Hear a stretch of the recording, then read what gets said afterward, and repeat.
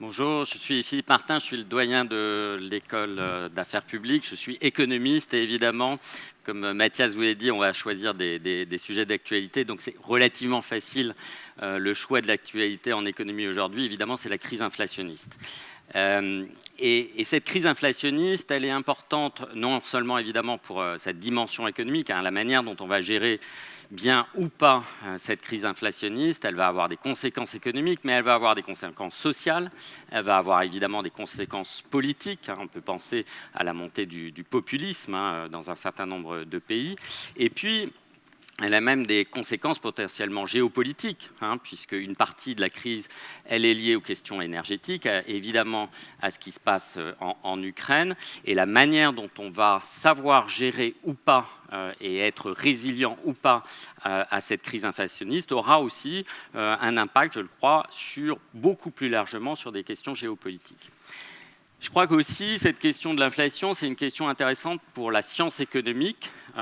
Donc, entre guillemets, on a une sorte d'expérience naturelle, comme en sciences sociales, on aime les avoir, là en grand, en très grand, puisqu'on n'a pas eu une telle crise, évidemment, depuis une trentaine d'années. Donc, ça va nous permettre de tester un certain nombre de théories. Et ce que je voudrais vous dire, c'est que sur l'inflation, il y a des choses qu'on sait, sur lesquels je pense que la plupart des économistes sont d'accord, et qui sont confirmés d'ailleurs, et je reviendrai là-dessus, par cette crise. Il y a des choses sur lesquelles on a encore des incertitudes, mais qui sont en train d'être levées, et entre guillemets, cette crise à nouveau nous aide. Et puis il y a des choses, très franchement, et pour un économiste, je vais être modeste pour une fois, c'est pas généralement c'est pas ce qu'on nous trouve comme qualité, mais il y a des choses qu'on ne comprend pas dans la dynamique de l'inflation. Tommaso disait on sait ce qu'il faut faire. J'aimerais être à sa place en ce moment, parce que je peux vous dire que je pense que sur l'inflation, je ne suis pas certain qu'on sache exactement ce qu'il faut faire. Ou disons que les arbitrages qu'il va falloir faire vont être des arbitrages difficiles. Et donc, ce n'est pas la question de comment on le fait, c'est exactement qu'est-ce qu'il faut faire dans cette crise de l'inflation. Alors, je vous ai dit, les économistes, c'est des choses qu'on sait, qu'on commence à comprendre, et puis des choses qu'on ne sait pas. Ça ne nous empêche pas de conseiller les gouvernements, ou en l'occurrence les banques centrales. Comme vous le savez, les économistes, l'économie, c'est la science sociale la plus normative qui existe, c'est-à-dire on donne des conseils à tout le monde. Et nous n'avons aucun problème avec ça.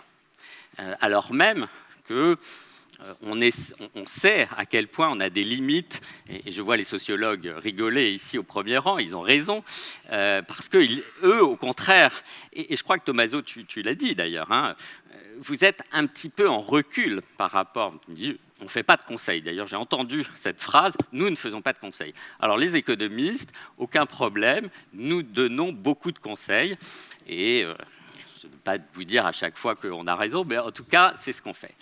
Alors, je vais commencer, évidemment, ça paraît assez logique, je vais commencer par ce qu'on sait, ensuite par les choses sur lesquelles on a encore des incertitudes, mais qui commencent à être levées, avec beaucoup d'ailleurs de controverses entre les économistes, évidemment, sur à la fois les sources ou les déterminants ou les mécanismes de l'inflation, et puis ce qu'il faut faire. Alors, ce qu'on sait, mais dans une certaine mesure, je pense que tout le monde ici le sait, c'est que il y a une grande partie de l'inflation qui vient évidemment de la crise énergétique.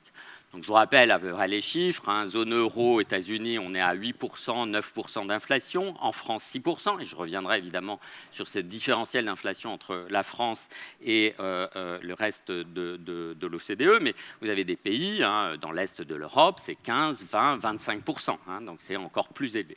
Et évidemment, vous avez un choc, c'est le choc énergétique qui est extrêmement important. En gros, sur les 9 points d'inflation qu'on a en zone euro, il y en a 4 c'est l'augmentation des prix de l'énergie. Donc ça, c'est ce qu'on sait, c'est assez facile à comprendre, c'est dans une certaine mesure relativement mécanique. Alors c'est même un peu plus que 4, parce que vous avez la portion du taux d'inflation qui est directement liée au prix de l'énergie, mais évidemment ensuite dans les chaînes de valeur, les chaînes de production, les coûts manufacturiers augmentent, et donc en fait, quand on prend en compte l'impact le long des chaînes de valeur de l'augmentation des coûts de l'énergie, évidemment, c'est un peu plus que ça. Aux États-Unis, c'est moindre. En gros, sur les 8-9 points d'inflation qu'on a aux États-Unis, on est à 2 points qui sont directement liés au coût de l'énergie. Ils n'ont pas, évidemment, et je reviendrai là-dessus, la question du prix du gaz, qui a beaucoup moins augmenté aux États-Unis, et donc aussi, puisque c'est complètement corrélé, les prix de l'électricité.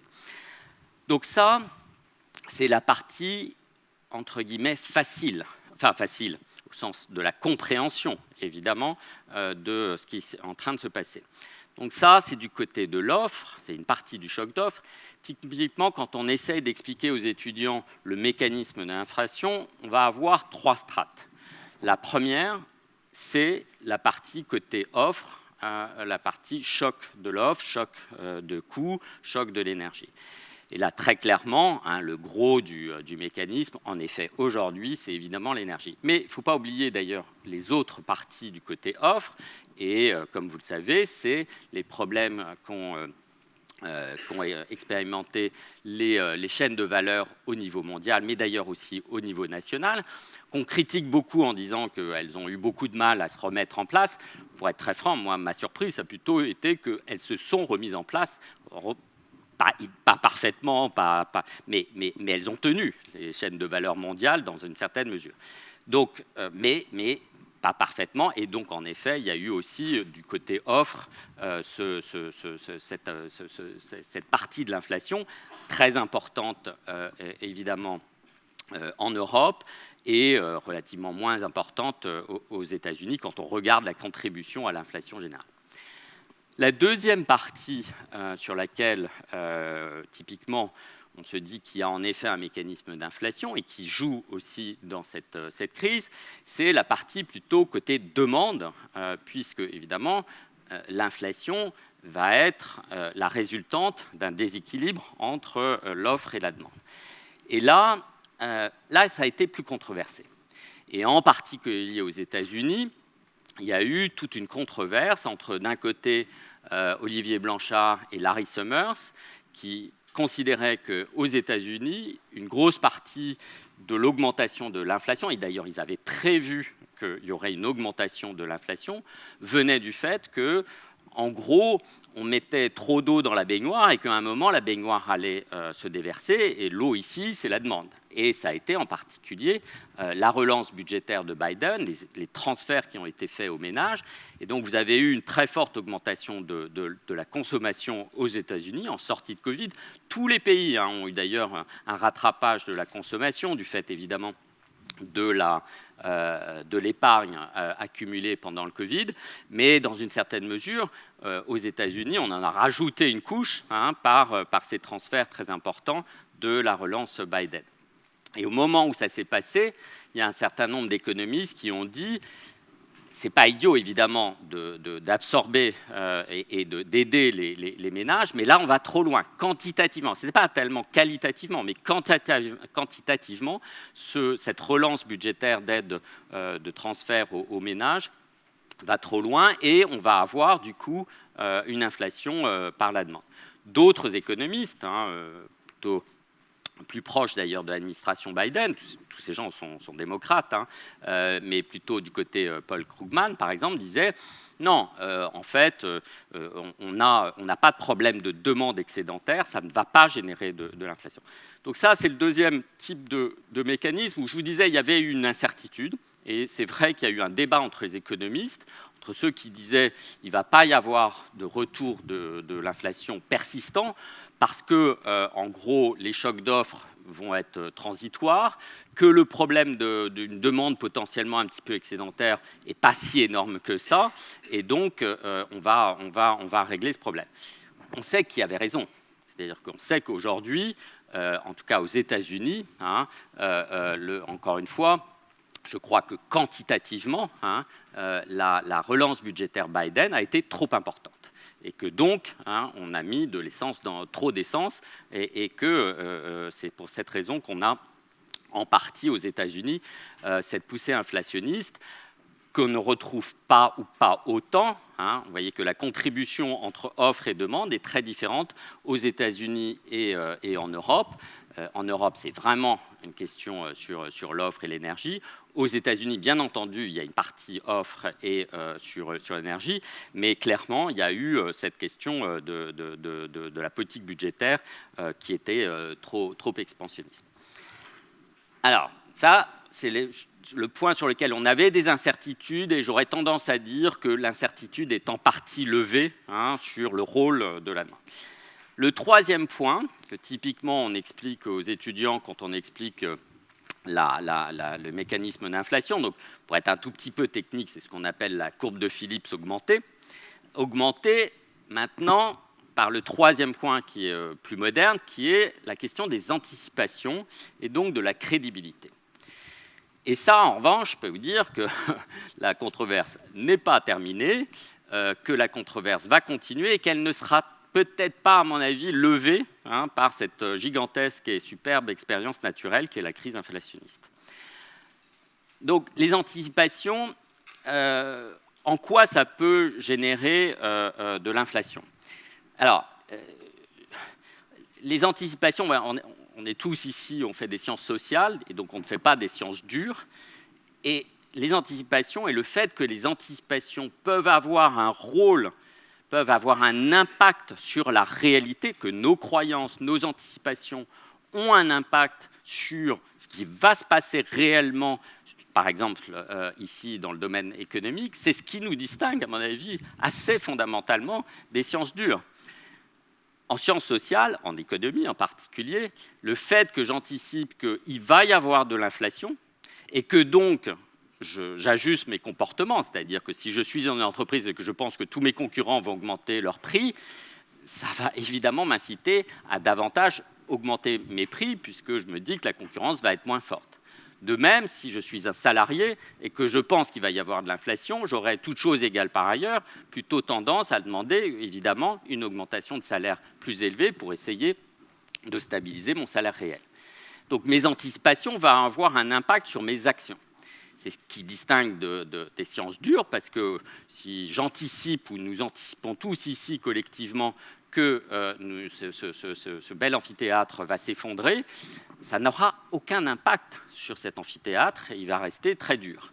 Mais en sciences sociales, ce n'est pas le cas. En sciences sociales, si on anticipe que potentiellement il va y avoir une crise inflationniste, on va changer nos comportements et de fait, potentiellement, on peut avoir une situation où ce changement d'anticipation a un impact sur l'inflation elle-même. C'est ce qu'on appelle, ce phénomène aussi qui est très important, mais je n'en parlerai pas ici, dans question de finance, évidemment, les anticipations autoréalisatrices.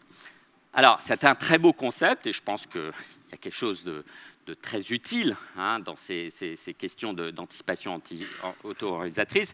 Vous voyez que, contrairement aux deux autres mécanismes dont je parlais, la demande et l'offre, ça va être difficile à tester. Ça va être très difficile. En fait, c'est même impossible de tester la théorie des anticipations autoréalisatrices, et en particulier pour la question de l'inflation. Mais ça n'en reste pas moins essentiel, à la fois pour comprendre le mécanisme qui est derrière l'inflation, mais aussi pour se dire qu'est-ce qu'il faut faire, puisque c'est la question que posait aussi Tommaso dans le cadre des villes. Pourquoi c'est important? Vous voyez que si les anticipations d'inflation sont ce qu'on appelle ancrées sur un taux d'inflation relativement faible. Je rappelle que la cible d'inflation, que ce soit aux États-Unis ou en Europe, c'est à peu près 2%. Pas du tout, bien entendu. Mais si les anticipations, c'est qu'on va revenir, alors pas dans 2 mois, peut-être plutôt dans 6 mois ou 1 an, vers un taux d'inflation qui est autour de 2%, vous voyez, et que donc, une autre manière de le dire, que les banques centrales, la Fed, la BCE, sont crédibles dans leur annonce, dans leur engagement que le taux d'inflation va bien revenir, vous voyez que ce que ça signifie, c'est que normalement, mécaniquement, il va y avoir moins de pression à l'augmentation des salaires et les entreprises vont être moins incitées aussi à augmenter leurs prix parce que si elles augmentent trop leurs prix et que les concurrents, elles anticipent que leurs concurrents ne l'augmentent pas, elles vont se retrouver dans une situation difficile. Donc l'anticipation et la crédibilité de la Banque centrale sur cette cible d'inflation est extrêmement importante parce que vous voyez que si en revanche ça n'est pas le cas, si je me dis qu'il va y avoir de l'inflation qui va continuer, qui va être persistante à 4, 5, 6%, vous voyez que ce que ça signifie, c'est que l'action que devront prendre les banques centrales, et qui sont déjà en train d'être prises et qu'elles doivent prendre, c'est-à-dire de resserrement du crédit, d'augmentation des taux d'intérêt, il va falloir qu'elles en fassent encore davantage, puisque ce que ça signifie, c'est que pour le même taux d'inflation actuel, mais avec un taux d'inflation anticipé plus élevé, il va falloir en fait resserrer le crédit et réduire la part de l'inflation qui vient de quoi? Qui vient du deuxième mécanisme, c'est-à-dire celui lié à une demande excédentaire. Vous voyez que l'offre, les prix de l'énergie, ce n'est pas la BCE, ce n'est pas la Fed qui vont réduire les prix du gaz russe. Et la seule chose que les banques centrales peuvent faire, c'est justement diminuer l'inflation qui vient de la demande excédentaire. C'est ça qui, fondamentalement, est entre guillemets l'instrument qu'elles ont, mais qui est un instrument en partie problématique, parce que ça signifie évidemment que pour réduire l'inflation, il va falloir réduire la demande, diminuer l'emploi, diminuer la croissance, et donc il va y avoir un coût, évidemment, au retour à un taux d'inflation à 2%. Et plus la crédibilité des banques centrales est faible, c'est-à-dire que les anticipations d'inflation sont élevées, et plus il va falloir resserrer le frein sur la partie demande de l'inflation, et donc et plus le coût social, économique et politique sera important, avec une dimension spécifique à la zone euro, qui est, comme vous le savez, que lorsqu'on augmente les taux d'intérêt, les spreads, les différentiels de taux d'intérêt entre les différents pays, par exemple Italie, Allemagne, vont augmenter, augmentant les difficultés de financement pour certains États avec le risque de retour de la zone euro, de la crise de la zone euro. Donc, cette question de la crédibilité des banques centrales, elle est essentielle, elle est bien comprise en théorie. Elle n'est pas, je ne peux pas vous dire que nous avons des preuves empiriques que ce mécanisme est important. Mais intuitivement, en tout cas, on comprend relativement bien que c'est un point essentiel et que donc les banques centrales ne veulent pas perdre cet actif très important qui est leur crédibilité. Et que d'ailleurs, pour ne pas perdre cette crédibilité, il faut qu'elles montrent qu'elles sont dures, qu'elles sont prêtes à payer un coût économique, social et politique élevé en ayant une politique monétaire donc assez restrictive. Donc voilà du côté de la politique monétaire. Alors d'ailleurs, juste un petit point, parce qu'au début de la crise inflationniste, et je vais parler de la politique fiscale, parce qu'on est quand même dans une situation assez paradoxale. Regardez qui fait, entre guillemets, le plus sur l'inflation. Ça n'est pas la politique... Ça n'est pas encore la politique monétaire, parce qu'en plus, la politique monétaire, en gros, a un effet avec un délai de 6 mois. Donc, les effets sur le crédit, la croissance, l'emploi, les salaires et l'inflation, tout ça va prendre 6 mois. Ce qui a été fait, c'est la politique fiscale. C'est les rabais, c'est en France le bouclier tarifaire, qui ont un impact direct sur l'inflation. Et donc on s'est retrouvé dans cette situation quand même un peu paradoxale, en particulier en zone euro, où c'est la politique budgétaire qui s'est occupée immédiatement de l'inflation, tandis que la politique monétaire, alors je caricature un petit peu, mais au début, s'occupait surtout de la question des spreads, et donc de la facilité de financement de la politique budgétaire pour les pays de la zone euro. Et donc on a eu pendant un moment une sorte d'inversion, puisque normalement c'est la politique budgétaire qui s'occupe du financement, de la dette, etc., et la politique monétaire qui s'occupe de l'inflation. Alors on est revenu à quelque chose un petit peu plus normal, mais on est quand même dans une situation où la question de comment on utilise la politique budgétaire pour contrer l'inflation est devenue quelque chose d'assez majeur, et qui n'est pas, entre guillemets, dans les textbooks. Encore une fois, c'est normalement la politique monétaire. Et donc là, on est dans cette situation où, en effet, la politique budgétaire, et de manière différente en France et en zone euro, essaye de gérer cette question de l'inflation. Alors, j'ai pas mal réfléchi sur est-ce que la stratégie macroéconomique de la France aujourd'hui est la bonne.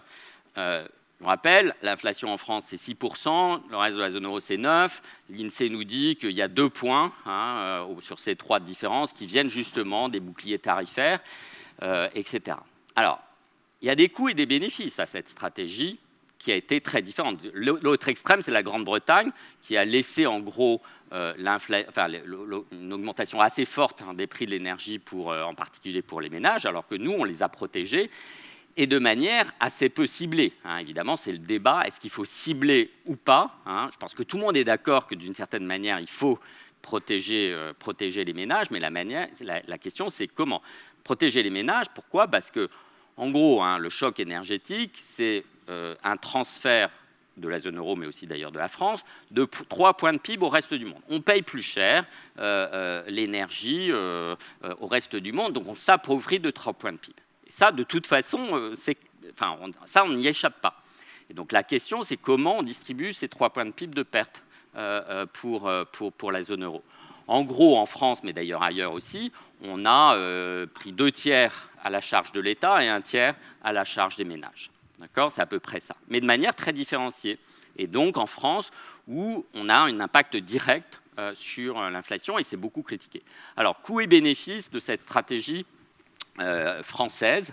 Je ne suis pas certain d'ailleurs qu'elle était totalement assumée comme stratégie macroéconomique. Je pense que l'objectif était surtout politique et social. Donc le coût, il est évidemment budgétaire. On est à peu près à 50 milliards par an sur ces mesures. 50 milliards, bon, d'abord c'est beaucoup, c'est les 2 points de PIB dont je parlais à peu près, et c'est 50 milliards en moins pour des investissements, par exemple, dans la transition énergétique. Donc vous voyez que je pense que je n'aurai pas le temps de faire la transition avec justement entre inflation et transition énergétique, mais je veux dire tout de suite, évidemment, qu'il y a un coût d'opportunité à cet argent public parce qu'on pourrait l'utiliser ailleurs.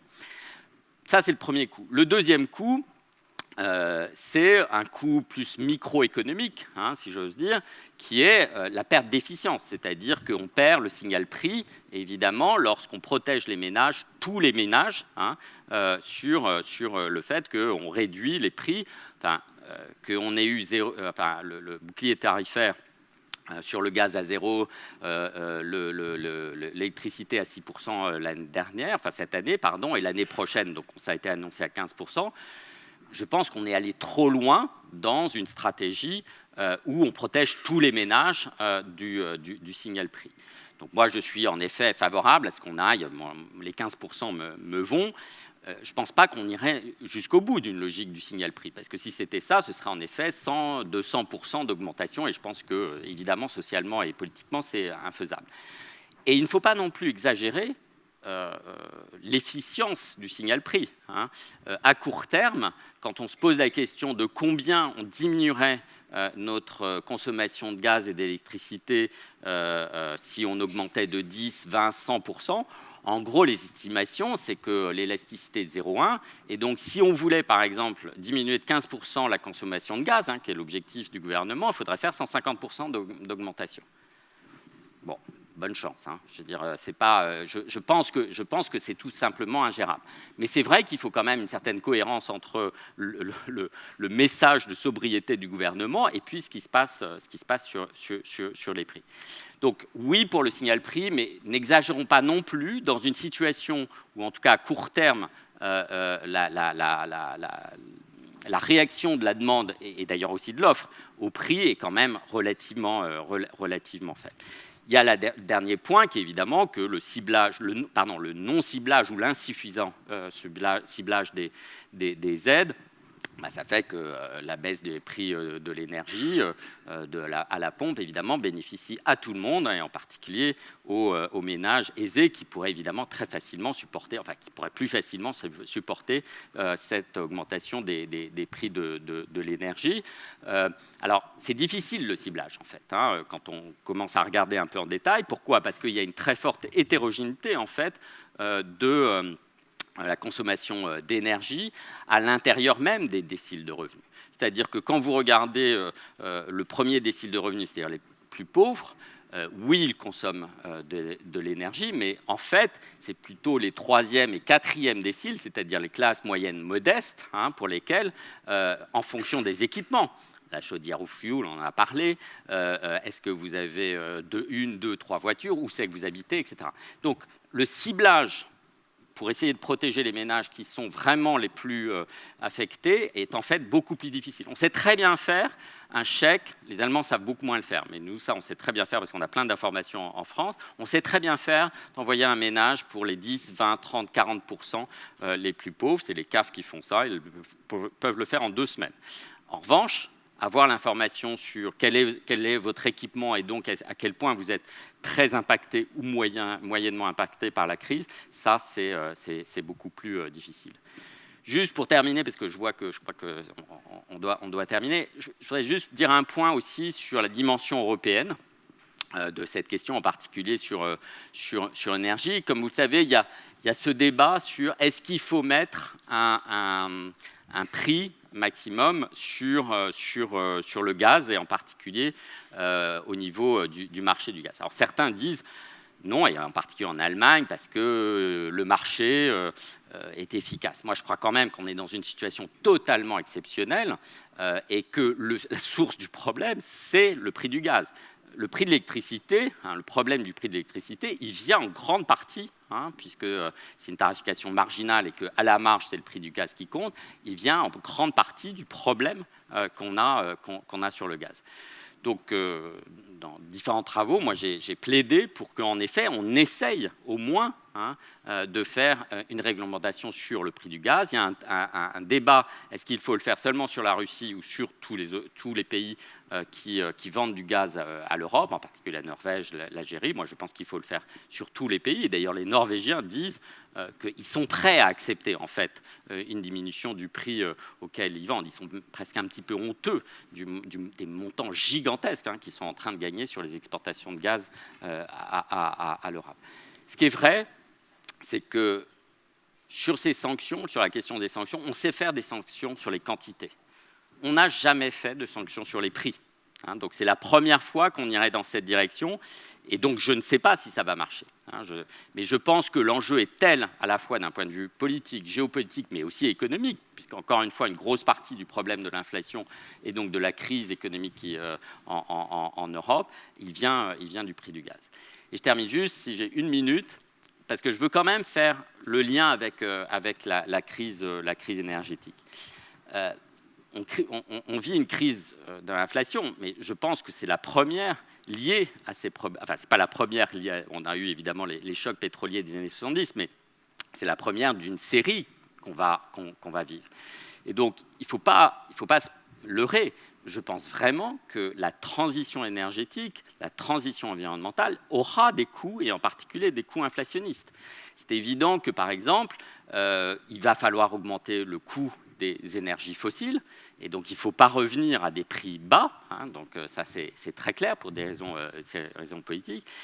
Il faut aussi, il va y avoir des liens directs, un impact direct de la transition sur un certain nombre de prix. Pensez à la sécheresse, tout simplement. La sécheresse, évidemment, réduit l'offre et donc aura un impact en termes de prix.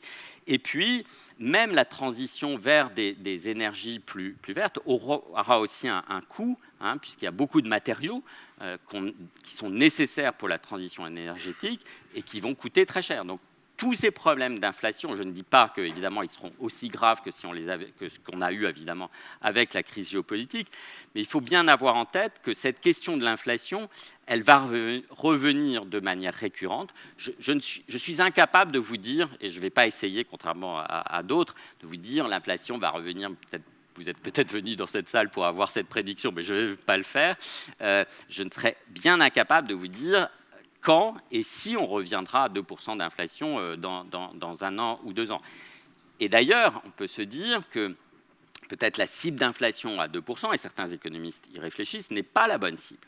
Que dans une période de transition énergétique, de bouleversement à la fois de l'offre et de la demande, on va avoir, et c'est exactement ce qui est en train de se passer, d'énormes changements de prix relatifs. Les prix relatifs entre l'énergie verte, noire, etc. vont énormément bouger. Il va y avoir énormément de prix relatifs qui vont bouger.